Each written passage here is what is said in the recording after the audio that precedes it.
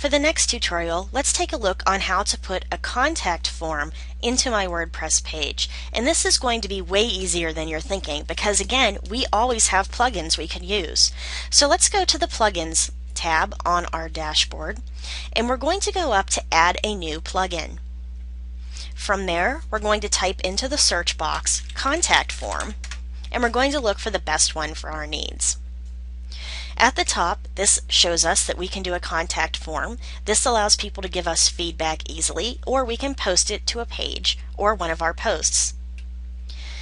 As you can see, each of these has a rating, so we're looking for one that has a nice high rating out of all of these.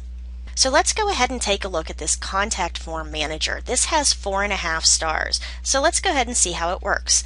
I'm going to click on Install Now and click OK, and it installed it.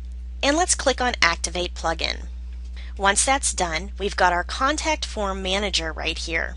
If you look here over on your dashboard now, we've got XYZ Contact, and they are the makers of the contact form manager. So let's click on that, and we can choose our settings.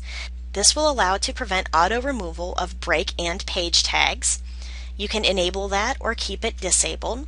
You can enter a star symbol for mandatory form fields. I want to keep that enabled because I want to make sure that I get the information I need, and that can include their name, their email address, their address, their company, etc.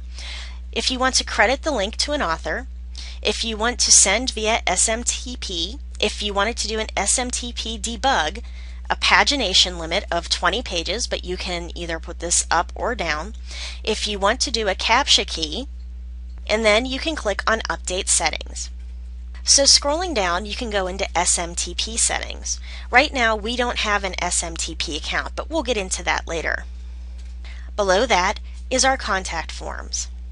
This is our first form, and we can edit it or we can delete it. Let's go ahead and edit our first form. First, let's name it, and I'm going to put Contact.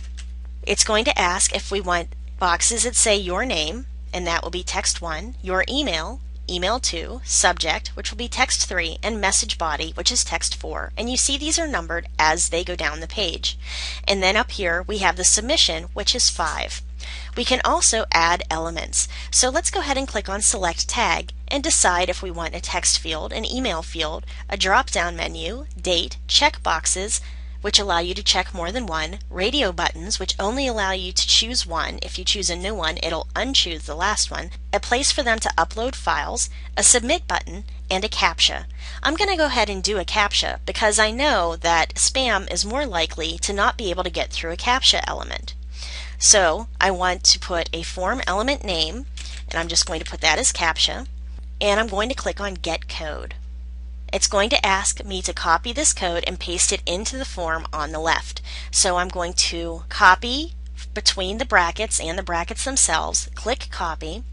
I'm going to click here under the message body, and now you see it's given us a text box. I'm going to right click and hit Paste. Now here it gives us visuals, so you can actually change the format, the font, link, how you're going to set up your whole page, anything you could do on how to set up a regular page or a post. This allows you to do it either visually or through HTML. And scrolling down, it's going to ask you about the mail to site admin. Now let's say that I want to make this the admin at WordPress tutorialhub.com. You can also put a CC that it'll copy it to whatever email address you want. And then here you can see the from email, which is email-2, and up here the email-2 is their email address. The subject is text-3, which up here text-3 is the subject they'd put in, and so on. Here it allows us to choose if we want to do a mail content type of HTML or plain text. Some people have email addresses that won't accept an HTML email, so you may want to do plain text. But if you're doing this for, say, business or something like that, usually the HTML is a better idea because it looks more polished. Down here we can choose what you want the email to say to you. So for instance, since this one's a contact form, you have a new contact request. So every time someone fills out this form, it'll send you an email that says you have a new contact request. Again, you can change any of it visually or through HTML. And over here, it allows you to choose if you want a redirection link after they submit the form. So I'm going to just put that I want them to go right back to WordPress Tutorial Hub.com's index page, and I can just put / and it will know that that means index, but you can send them to whichever page you want. On the bottom, you can choose whether you want to send an auto reply to the sender, and this can be useful because they'll know if their email actually worked going through to you or not. So you can disable or enable it. This will put in the sender's email, which is your email address, your name. It will send it to the email, which is email-to, sending it back to their from.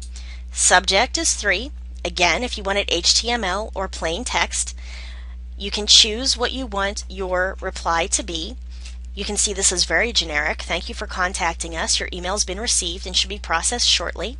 I'm going to take this Submit 5 and I'm going to move that down to the bottom because I think it's easier for it to be at the bottom of the page than at the top, frankly. So after HTML, I'm going to scroll down and I'm going to paste it in right there. Then I'm going to go down to the bottom and click Update. Now I'm going to go to my page.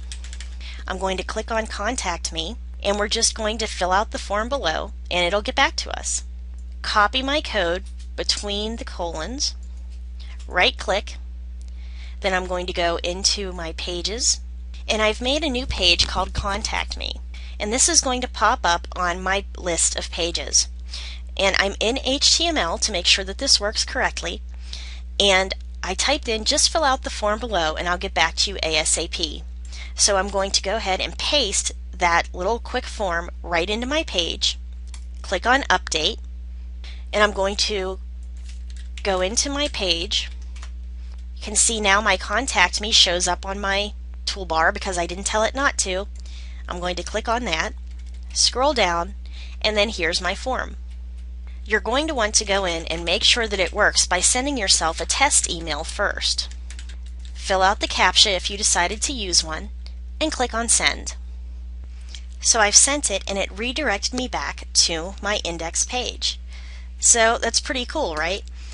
So once that's done, in my email address, I will have gotten an email through the contact form, and I can add this person either to my contact list or I can answer any questions or concerns they may have. So you need a contact form somewhere on your sheet so you can connect with your readers. The more you connect, the more they'll come to read you, and the higher you'll get ranked, the more popular you'll become. So that's how it works.